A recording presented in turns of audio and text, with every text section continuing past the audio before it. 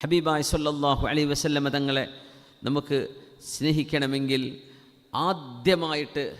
ആദ്യമായിട്ട് നമുക്ക് വേണ്ടത് ഇത്തിബാഉ സുന്നത്തിഹി സല്ലല്ലാഹു അലൈഹി വസല്ലം. ഹബീബായ തങ്ങളെ ഇത്തിബാ ചെയ്യണം, ഹബീബായ തങ്ങളെ പിൻപറ്റണം സല്ലല്ലാഹു അലൈഹി വസല്ലം. വകസറത്തു സ്വലാത്തി അലൈഹി, ഹബീബായ തങ്ങളുടെ മേൽ ഒരുപാട് സ്വലാത്ത് ചൊല്ലണം. അള്ളാഹു അത് വർദ്ധിപ്പിക്കാൻ തൗഫീക്ക് നൽകട്ടെ. പിന്നെ വഖിറാഅത്തു സീറത്തിഹി, നബി തങ്ങളുടെ ചരിത്രം പഠിക്കണം, അവിടുത്തെ സീറ വായിക്കണം, ജീവചരിത്രം നമ്മൾ അറിയണം സല്ലല്ലാഹു അലൈഹി വസല്ലം. അവിടുത്തെ സീറ നമ്മൾ അറിയണം, ഹബീബായ തങ്ങളുടെ ചരിത്രം നമ്മുടെ മക്കൾക്ക് പറഞ്ഞു കൊടുക്കണം. നമ്മുടെ യുവതലമുറ ഹബീബിനെ അറിയണം. അവിടുന്ന് നമ്മുടെ ഖുദ്വത്താണ്, നമ്മുടെ മാതൃകയാണ്. എങ്ങനെയാണ് ഹബീബ് മാതൃകയാകുന്നത് നമ്മളതറിയണം. അല്ലാഹു സുബ്ഹാനഹു വ തആല ജീവിതത്തിൽ ഒരുപാട് പഠിക്കാൻ തൗഫീക്ക് ചെയ്യട്ടെ. പിന്നെ പറഞ്ഞു വഖിറാഅത്തു ഹദീസിഹി, ഹദീസ് പഠിക്കണം. ചില ഹദീസുകളൊക്കെ രണ്ട് വാക്കുകളുണ്ടാവും. ലാ തഗ്ലബ്, ഹദീസാണ് സല്ലല്ലാഹു അലൈഹി വസല്ലം. അൽ ഐനു ഹഖ്ഖുൻ, കണ്ണേറ് സത്യമാണ്. രണ്ട് വാക്യമുള്ളൂ, ഹദീസാണ്.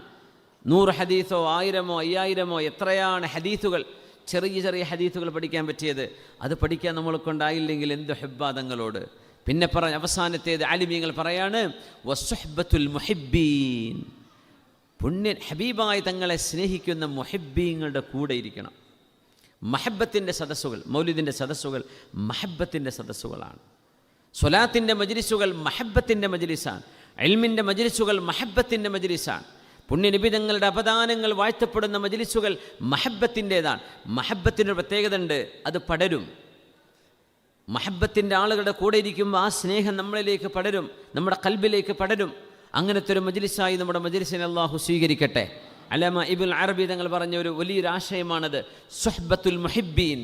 മുഹിബ്ബീങ്ങളുടെ കൂടെ ചെന്നിരിക്കണം, മഹബ്ബത്തുള്ള ആളുകളുടെ കൂടെ ചെന്നിരിക്കണം.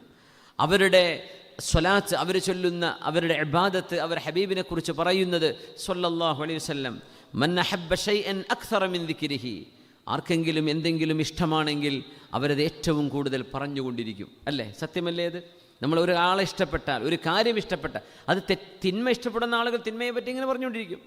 വ്യഭിചാരം ഇഷ്ടപ്പെടുന്ന ഒരാൾക്കതായിരിക്കും പറയാം, കള്ളുകൂടി ഇഷ്ടപ്പെടുന്ന ഒരാൾക്കതായിരിക്കും പറയാം. നന്മ ഇഷ്ടപ്പെടുന്നവർ അതിനെക്കുറിച്ച് പറയും. നിങ്ങൾ ആരെയാണോ ഇഷ്ടപ്പെടുന്നത് അക്സറ മിൻ ദിക്രിഹി, ആ ആളെ നിങ്ങൾ കൂടുതലായി പറയൂലേ.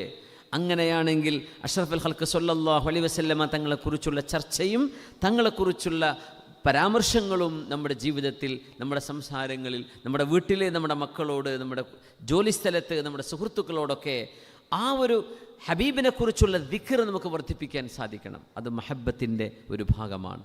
അള്ളാഹു നമ്മളെ മുഹിബ്ബീങ്ങളെ ചേർത്തി തരട്ടെ.